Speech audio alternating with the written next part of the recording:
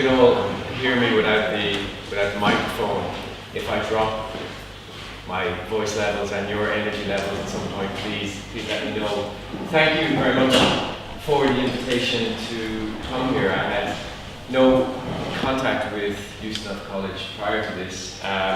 Very little experience of talking about global citizenship, but I feel that in less than 24 hours, if there's a kind of scale or zone of concern in Ustinov College, I've gone straight from the outside into the snuggly heart very quickly in terms of the atmosphere that's been created for this kind of event. I'm very grateful for it. When I was thinking about what I can possibly say to this topic, I realized that media studies, communication studies, sociology of media, which is my field, rarely talks about global citizenship.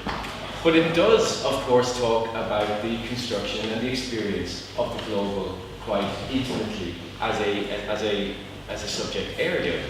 The media, of course, media of communication are a modern infrastructure, not just technologically, but also an infrastructure that brings about imagined communities of the nation and various other communities, of course.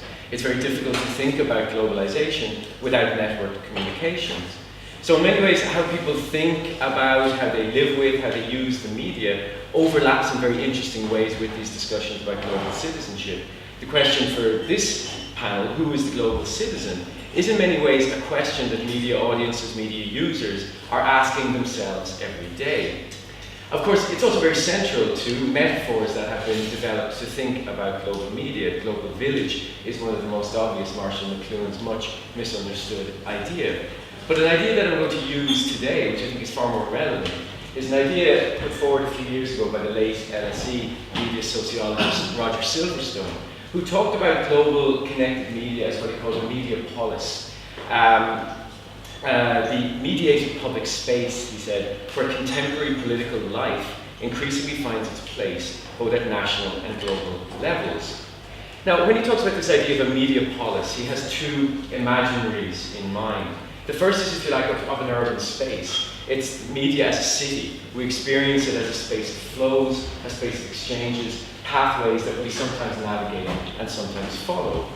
But like any city, the media polis is riven with inequality, with concentrations of power, with lines of inclusion and exclusion, and therefore it is also, as the polis would suggest, it's also a moral notion. As Silverstone argues, it's where we will or will not find ourselves alongside the other in his or her dignity.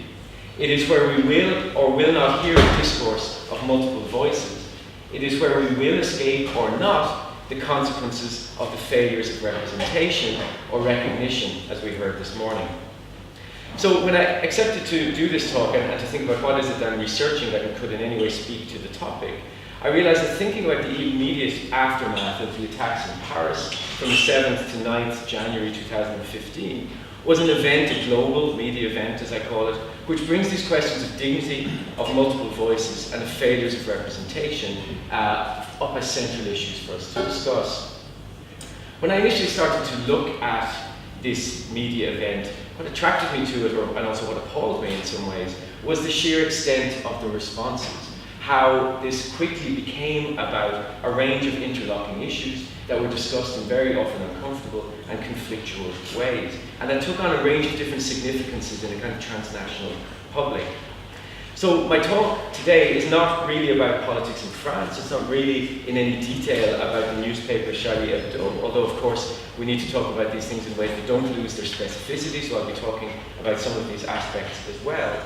But what I want to try to do is to suggest that we can bring thinking about global citizenship together with looking at the increased frequency of these very intensive, conflictual global media events that construct and bring into being transnational publics where people can perhaps act or not act as global citizens.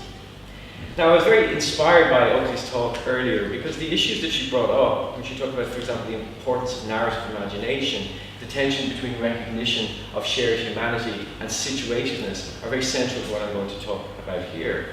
But in a way, even if this talk may at times appear quite dense, hopefully not too dense, what I'm trying to do is quite simple. I want to show a lot of different images, I want to present a lot of different perspectives from this aftermath, and try to work through then some questions for discussion about this relationship between intensive media events, transnational publics, and global citizenship.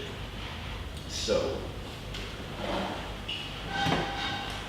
I use the notion of symbolic violence in what follows, not in the sense intended by Pierre Bourdieu, but in the sense that's very often not discussed, which is that there is a violence in being made symbolic. There is the violence inherent in becoming a symbol.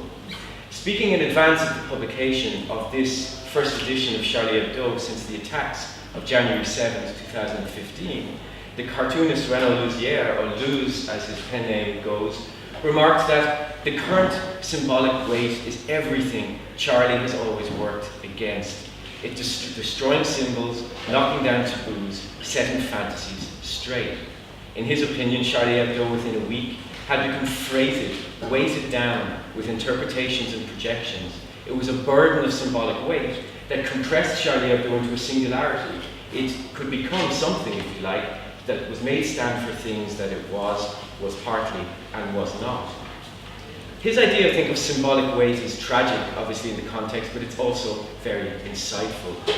The Paris attacks triggered an intensive expression of emotion and anger in France and elsewhere, and at once this was deeply felt and collectively charged, but it was also from the start infused with political tensions about how to mourn, how to show collective unity, how to be Charlie, which Charlie to be.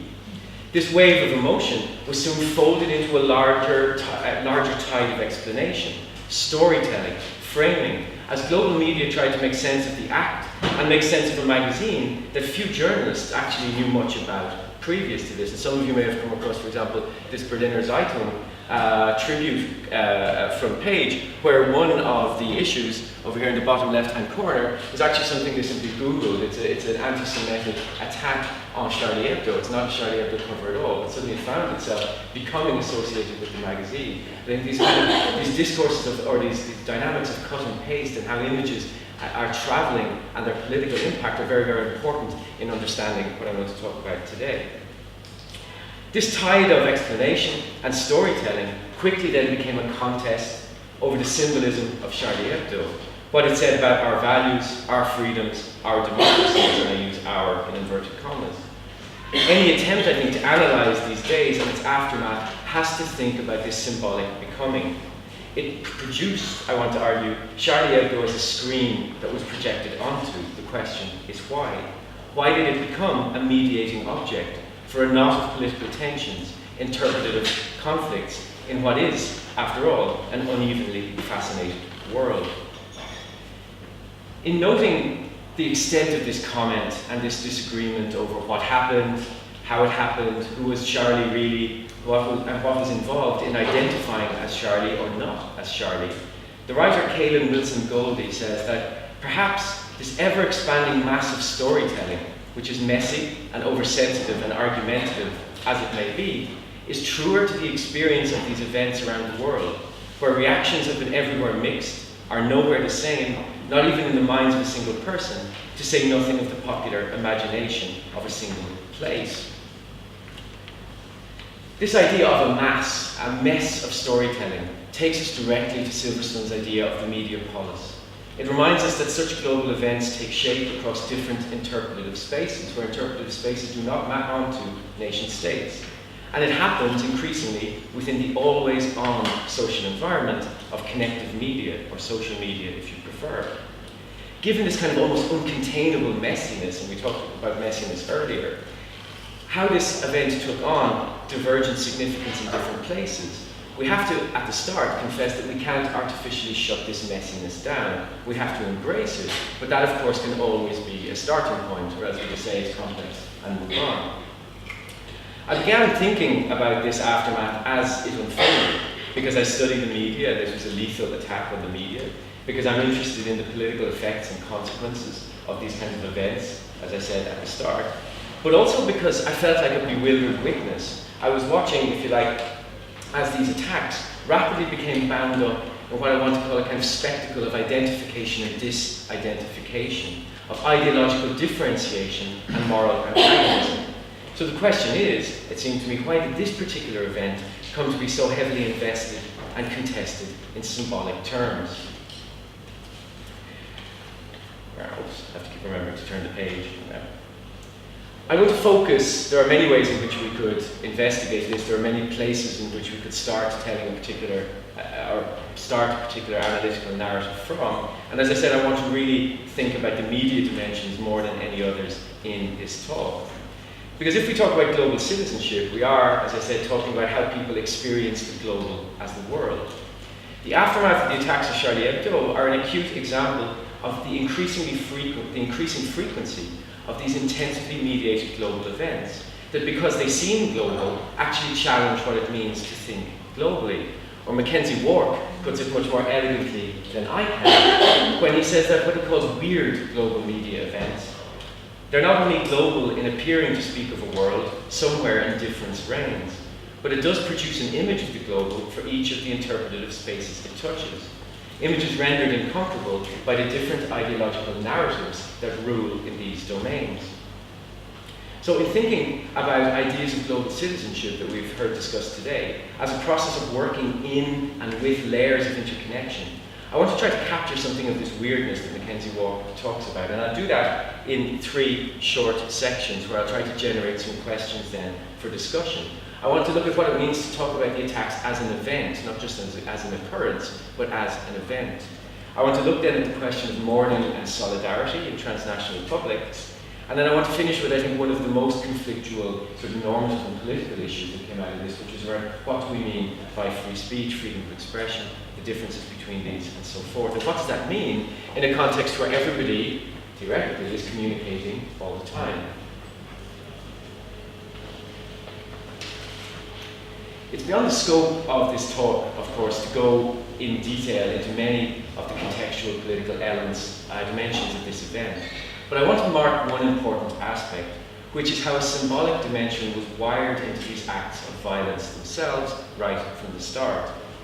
A longer talk might start from tracing how this magazine, which before 2015 had little interest in a presence in the international media, or indeed little interest in an online presence, and had presented itself as embodying very particular French political and satirical traditions, had nonetheless become very active since the Yulin Postin cartoon affair of 2005-6, which is an incredibly important event, I think, in European and networked European politics. Maybe we can come back to that later on.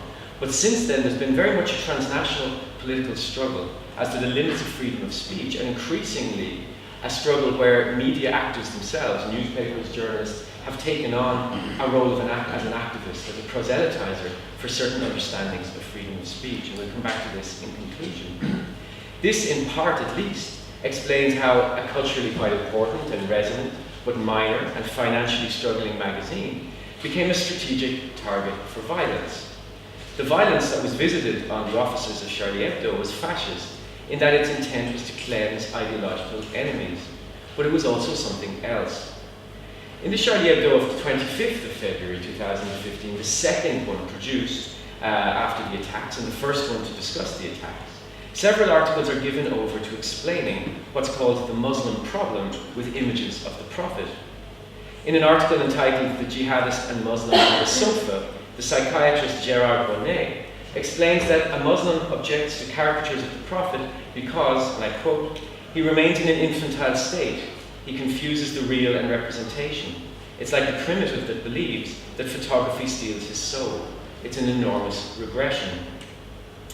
Now, those of you familiar with the work of Frantz Fanon will hear the uncomfortable echoes here of the colonially inflected psychiatry that was obsessed with explaining the Arab mind. But there's also something else going on here, which is a total absence of politics, which on its own does not simply seem plausible as an explanation. Saeed and Sharif Kouachi's motivations were never fully expressed or hazily expressed, and political motivations are anyway never pure. But contrary to this dominant theme of enraged killers punishing blasphemy, it is useful to also think about this as a strategic form of attack. It's an exercise in what used to be called propaganda par le fait, the propaganda of the deed, an attack that is not just destructive physically and materially, but also symbolically. As what we seem to still call the global war against terror, which increasingly seems inadequate to describe what's going on, one of the things which has come to characterize it is that it spills across territories. It accumulates targets and rationales. Grégoire Chamayou, the French sociologist, has said that it is indefinite in time and also indefinite in space. What this reconfiguration of conflict means is that killing in the name of Islam, killing in the name of democracy, are continually revitalized by expanding ideological justifications and expanding spatial logics. As Benoit Chaland argues, the enemy for a new breed of jihadi extremists can be a carrier not only of political or economic power or network power, as we see in the targeting of airports, but it can also be symbolic power. To target symbolic power is to try to transform it. This attack tried, if you like, to provide a performative confirmation of the clash of civilizations. It was, if you like, a kind of almost revolutionary notion of enhancing the contradictions. It was inviting reaction from those in France and Europe who view Muslims, in Stuart Hall's phrase, as in but not of Europe. It sought to provoke, through inviting state oppression and public suspicion, to quote Chaland again, it sought to provoke Muslims to act violently against a protean mythical enemy, one that can take many forms, be it the decadent moral order of the West, or even the vitriolic cartoons of Charlie Hebdo. Now, as we know, many of the dominant responses confirmed the desired logic of the attack. Here we have, I think, in terms of thinking about France's 9/11, a very definitive instance of what Oakley described this morning as the narrative imagination. What it does is it inserts the attacks on Charlie Hebdo into a historical narrative that frames it as a transformative event. Nothing can ever be the same again. These kinds of events, when they take place, they become a threshold for evaluating the past and the future. But events don't only happen, they are also made, or as Ron Ironman puts it, occurrences become events through narration. And what he says, a dialectic of actions and interpretations. Actions unfold in time and space. Events unfold and take shape. An event unfolds and takes shape in the interplay between protagonists, interpreters, and audiences. A sense and meaning is attributed to various interpretations as they compete with each other. As this meaning struggle proceeds, various accounts stabilize, with perhaps one achieving some sort of hegemony, but counter-interpretations or stories may continue to exist alongside. Now, in my reading of what happened, these attempts, or attempts at some dominant stabilizing accounts, were manifested in how, for example, the idea of Je suis Charlie, I am Charlie, hardened from what was originally a very open, affective expression of solidarity, into a series of ideological demands. Here are three quick instances of this. The first is as a national demand. In a now famous example, speaking in the National Assembly on the 14th of January, the French Minister of National Education, Jacques Vallaud-Belkacem, assured parliamentarians that questions raised in high schools about national unity and mourning were intolerable to us. When we hear these questions at school, they're intolerable to us because schools have the duty to teach our values. Secondly, it was made as a Western demand. Discussing the rush of US intellectuals to declare themselves Charlie, Adam Schatz noted how the symbolism that was being leveraged was producing what he called a revitalized moral clarity, a moral simplicity that, he said, expresses a peculiar nostalgia for 11th of September, for the moment before the wars in Afghanistan and Iraq, before Abu Ghraib and extraordinary rendition, before all the things that did so much to tarnish America's image and to muddy the battle lines. In saying Je suis Charlie, we can feel innocent again. Thanks to the massacre in Paris, we can forget the Senate torture report and rally in defense of the West in good conscience. Thirdly, it was posed as a universal demand.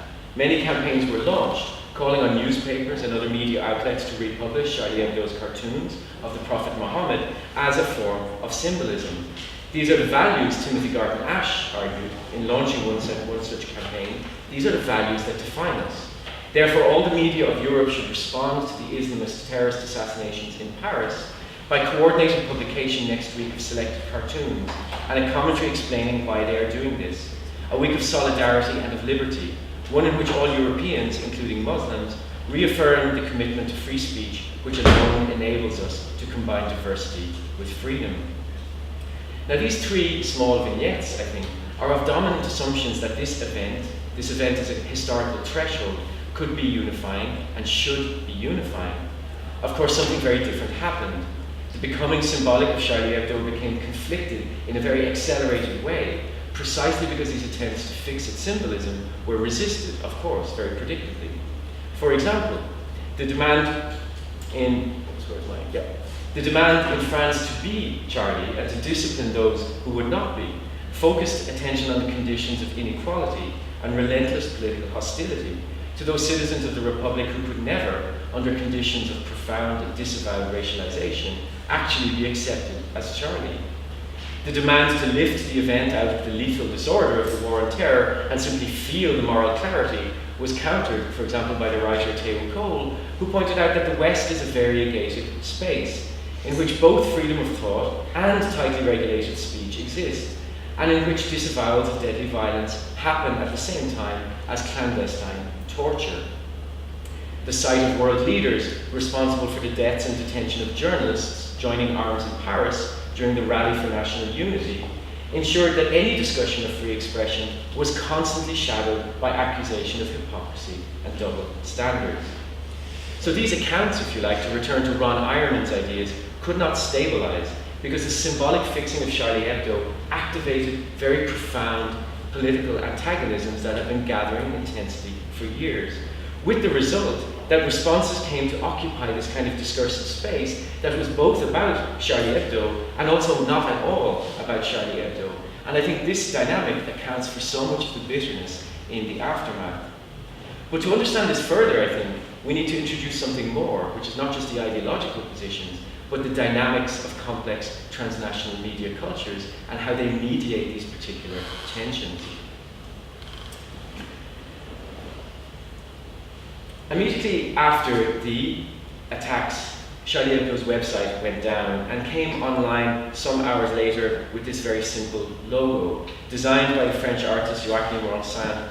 It was rapidly adapted as a Twitter hashtag, becoming to date Twitter's most intensively used and globally dispersed hashtag, used 6,500 times a minute during the afternoon of January 7th. A Je suis Charlie app was made available on Apple's App Store on January 8th, within an hour of CEO Tim Cook being personally requested to approve it. A hashtag is a form of metadata. It organizes searchability, but it is also an invitation to become part of what Axel Bruns and Jean Burgess call an ad hoc public, a public that emerges a communication sphere around a shared topic within a shared period of time. The Je suis hashtag as an invitation is both an individual but also a collective form of identification. And the shared issue of this ad hoc public was constantly shifting, adding layers of responsiveness and reflexivity. For the sake of brevity, what I want to say is that we can look in this period at two layers of identification that shifted very quickly over time. The first I'm going to call simply a human response, the immediate effective reaction to violent death. Je suis Charlie because I stand with these, my fellow humans, denied their humanity. But very quickly, this became integrated with value-driven responses. Je suis Charlie because an evaluation of what Charlie Hebdo stood for and was made to stand for is something that I agree with. I stand with these journalists who represented fundamental values. I stand with the emerging forms of symbolism that they are being made to stand for. Now, we've talked today about identity negotiation in a global society.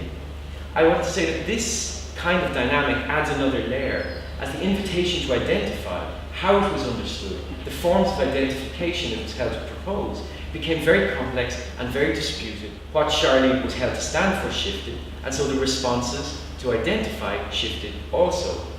Again, as a very basic summary, when I've been looking at this, I've been trying to organize these responses into two categories. One I could call a kind of extensive form of hashtag response. I am Charlie, but I am also, for example, I am also Ahmed Merabet, the police officer killed outside the offices of Charlie Hebdo. I am human, which was launched as a response to the sense that those people killed in the kosher supermarket got less attention in the days that followed. It was an attempt, if you like, to broaden the scope of solidarity. But there were also antagonistic forms. I am not Charlie because I am something or someone other. I reject this identification because I reject the imposition of national unity on a socio-politically and racially divided nation. Or, for example, I reject it because all of the attention being focused on these attacks speak loudly of the constant inattention to other conflicts other lives. As Zulfikar Sharif wrote at the time, the significance of the attacks that regularly kill Muslims are relational. We refer to Muslims killed by Western forces or their allies when we discuss events such as Charlie Hebdo. Without the attack in Paris, the massacre of Muslims, whether committed by other Muslims or by the West, becomes irrelevant.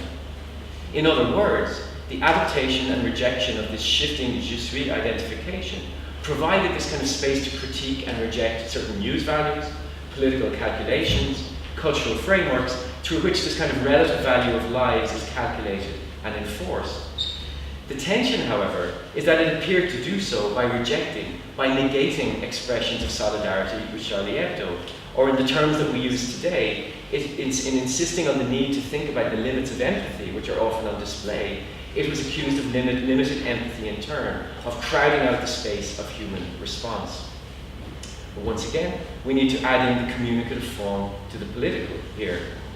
Hashtags have what Limor Schiffman calls it's a very heavy presentation. This is my one joke, so please, as a meta joke, of course. Limor Schiffman makes a very interesting point that every public event nowadays generates what she calls this mimetic logic. In other words, that it is always integrated into sequences of commentary and comparison in the way in which intensive real-time communication works. So hashtags themselves are not just metadata, they're not just invitations, they also have a mimetic function. They're generative, they produce their own diversification, they become a form of meta-commentary, of parody, and of course, self-differentiation. In my field of media studies, these dynamics have generated very different assessments based on very different theoretical starting points. How should we think about the fact that increasingly these media platforms generate these ad hoc transnational publics for major global events? I want to present three different ways of thinking about it. Writing in a very Habermasian tradition, the German sociologists Wessler, Rinke, and Luke talk about this. They look at this debate about what they call being with Charlie, but not unconditionally being Charlie. And for them, it represents the potential for what they call meta-deliberation. In other words, ad hoc publics can provide each other with a sense of different positions and speaking context. It relates to what Rebecca was talking about this morning in her kind of Peter and Paul presentation about the opportunity to hear the meaning of the voice. So not just the voice, but the meaning of the voice.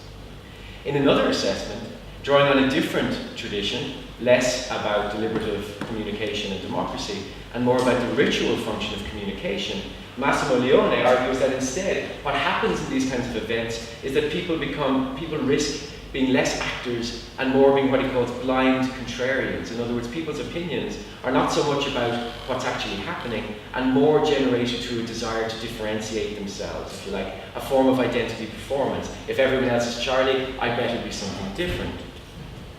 Inka Salovara is critical implicitly of both of these positions because she says, well, what these depend on are representational theories. And that doesn't explain, if you like, this kind of techno-social landscape, which operates quite differently from just sort of communicative intention. She argues we need to take into account the spatiality of events, their network structure, and the role of not just humans, but also non-human actors in reassembling complex political subjectivities, which remain largely unaddressed. So she's thinking here, for example, of algorithms, which structure, of course, the way in which we have access to certain kinds of publics. Now, I think, of course, all of these approaches have something to contribute, and in fact, they need each other. But what I want to point to is how, what they all point to, I think, is how these events in this kind of communicative environment become recursive. In other words, they are always inserted into sequences and comparisons. They're always also about something else. Instant communication means that this something else, the missing other that we were talking about, can be kind of insisted upon, can be inserted, and as we've seen, sometimes in these very uncomfortable ways. Take, for example, how the je suis formulation, minus Charlie, became a mimetic device for critiquing the news. It became a way of asking why other tragic and violent events do not become the subject of this kind of identification. As many of you will have experienced, this reflex intensified after the Paris attacks in November 2015, centering this time on Facebook's offer of these tricolor filters and the proximity of the Paris attacks to attacks in Ankara and Beirut. And again, quite astonishingly, this level of meta-debate about whether to put a filter there or not, and real-time studies being run by online news portals as to how many people were adopting a flag or not. And in fact, you could say, this is a cartoon from Al Jazeera the other day, that what started as a social media critique of news values has rapidly become a part of the meta-deliberation of media on media. It has become part of the story, or a stage in the story. Now, in the Habermasian terms, in Vestler's terms that I looked at earlier, you could say that this kind of networked responsiveness, this constantly holding up and critiquing standards, has deliberative potential. But I think it's too tame an understanding. Because what happens in these globalized events is that they provide an opportunity to demand attention, to draw attention to lacks of recognition. And this will always be conflictual and uncomfortable. And this emphasizes a key idea that we heard this morning, the need to enable comfort with uncertainty and fluidity. So that I think something, how to live and navigate these kinds of demands. In Leone's terms, where he talks about this becoming a ritual, I think that it's a ritual, yes, but the danger is that it becomes not just a ritual, but it becomes a gesture. It becomes a way of providing clickable content in a news environment that increasingly depends on social media responses as a subject and as a commodity. And you could say as well, it becomes a kind of hipster ethics that actually empties, by comparing events, it empties them of their specificity. It just becomes about the speed of response. I think this relates to what Oakley was talking about earlier, about situatedness, and how she was saying in terms of the attacks in Paris, how unsettling it is, if you like, when painful events that are very close to us, they become an issue, they become a text, they become a target of argument and discussion. It is, if you like, the circles of concern as they're played out in this sort of always-on media environment. And finally, in Casanovara's terms, this kind of response, of course, is simply an inevitable consequence of networked spatiality. And the challenge is one of integrating this into how we understand how publics work. So I'm actually going to I think, how long do I have? 1 minute. 1 minute, excellent. Right, so I'm definitely going to skip the last point. And I'll tweet the rest.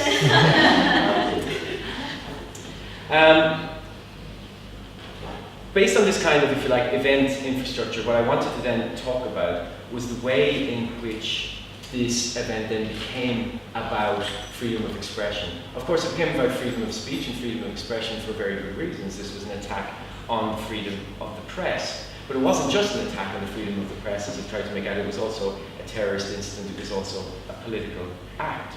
But one of the things that's happened in the aftermath, just to try to give a summary of what I was going to talk about, is the fact that this was an attack on the freedom of the press and freedom of expression, meant that Charlie Hebdo got held up not just as something under attack, but as the embodiment of the values of freedom of expression, which in turn were an embodiment of European and Western values, which in turn inserted it into these conflicts that I was talking about earlier on. I think, to finish, if we were to try to think about what global citizenship would mean in terms of these kinds of intensive events, which are not just communicative, they're generative, they have a political impact. The first would be, I think, to try to think about what is the significance of these ad hoc publics. What do they mean for thinking about global citizenship? What do they mean for the language that we have been using of empathy, of imagination and recognition, when things are moving very fast and in very complicated and conflictual ways? But I think we also, if there was, somebody used a very nice expression earlier about global citizenship being about generating new kinds of political opportunities.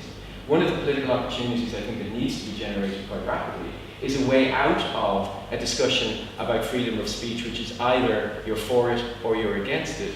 Because one of the things which is very clear if we look at France, if we look at any nation state in fact, is that different forms of speech are protected and prescribed, criminalized and celebrated at the same time. There are multiple contradictions about what counts as free speech within Europe, within the West, never mind the kind of clash of civilizations framework which has been used, if you like, hegemonically to think about freedom of expression. And what has happened, I think, very unproductively in the aftermath of Danish cartoons controversy and Charlie Hebdo, is that freedom of speech has become reduced, and there are many challenges to freedom of speech at the moment in terms of intellectual property, in terms of surveillance and privacy, in terms of the commodification of personal data, many, many kinds of challenges. But it's become primarily about this notion of the right not to be offended. And I think if we take this notion of the media polis seriously, we need, or global citizenship work needs to do some work on thinking about what else can we talk about rather than offence, and this notion of a right not to be offended. What else is going on with this question of offence? Why has this become so central to the political cleavages that are dominant at the moment? So I'll leave it there. I hope we can, then, the bits I didn't get to, but to try to think about these kinds of politics and how they're functioning in this kind of media environment is something we can get to later on. But thank you very much for listening.